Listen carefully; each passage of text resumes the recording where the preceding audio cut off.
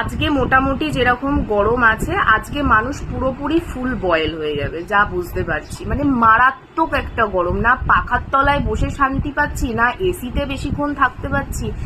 মানে আমাকে তো রান্নাঘরে যেতেই হবে, রান্না করতেই হবে। মানে এসির থেকে যখনই বাইরে বেরোচ্ছি, মানে একটা অসহ্য গায়ে জ্বালা করছে। আর এটার কারণে এই যে ঠান্ডা গরম সবকিছু মিলিয়ে আমার একটা বাজে ঠান্ডা লেগে গেছে। যাই হোক, খেতে তো হবে।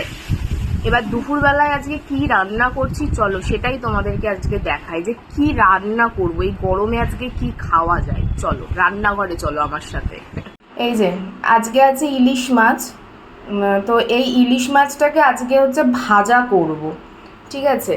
আর ইলিশ মাছের যে মাথাটা আছে, এই মাথাটা দিয়ে আমি দেখছি কি করা যায়। আর এই যে চিংড়ি মাছ আছে, তো ভেবেছিলাম গাটি কচু আছে, সেই গাটি কচু দিয়ে চিংড়ি মাছ করব, কিন্তু না, করব না, কারণ একসাথে ইলিশ চিংড়ি দুটো খাওয়া যাবে না। তো ইলিশ মাছ ভাজা করব, আর এই মাথাটা দিয়েই ভাবছি গাটি কচু করে ফেলবো আজকে।